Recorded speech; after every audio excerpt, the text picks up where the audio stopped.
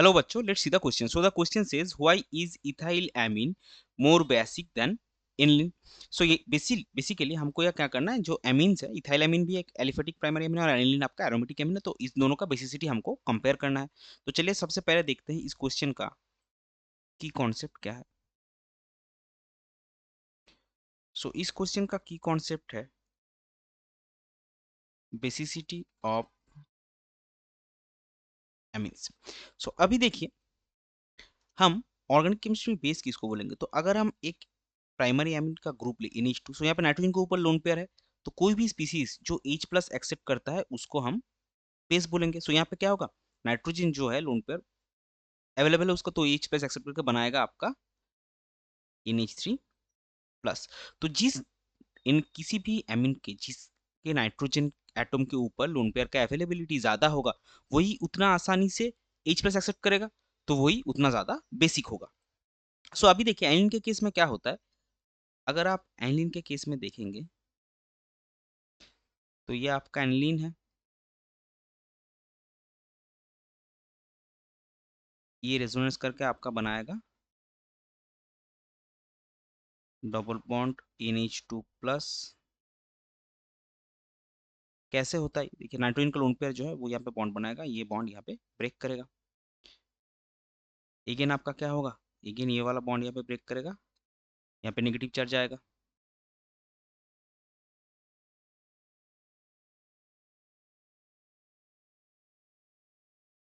यहाँ पे minus charge, यहाँ पे बॉन्ड बनाएगा, यहाँ पे फिर से माइनस चार्ज आएगा,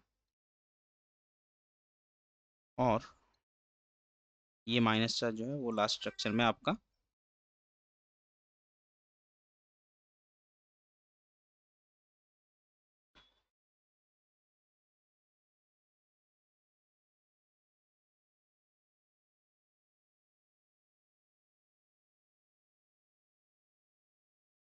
फिर से आपको एनिलीन मिला। सो बेसिकली क्या हो रहा है here,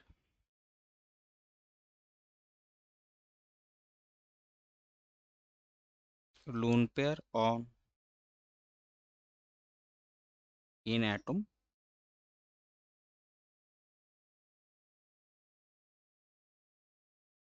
participates in resonance with the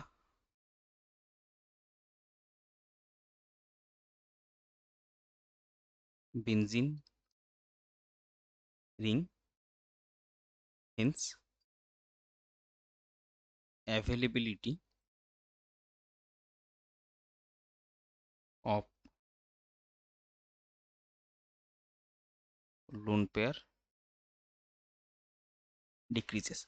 लेकिन अगर आप मिथाइल इथाइलामीन देखेंगे तो इथाइलामीन के केस में क्या है, C2H5NH2, तो C2H5 जो है वो एक्चुअली एक एल्किल ग्रुप है, तो ये क्या है, ये आपका एक प्लस आई इफेक्टिंग ग्रुप है, जो आपका नाइट्रोजन के ऊपर लोन पेयर का इलेक्ट्रॉन डेंसिटी बढ़ाएगा, फिर लोन पेयर का अवेलेबिलिटी बढ़ाएगा। So but in ethyl amine, the electron donating plus I effect of C2H5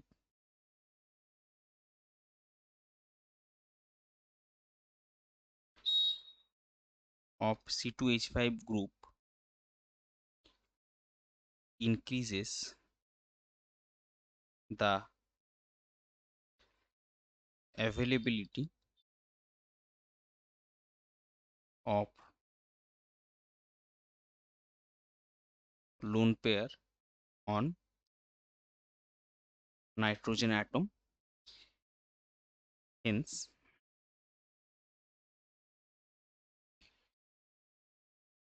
ethyl amine is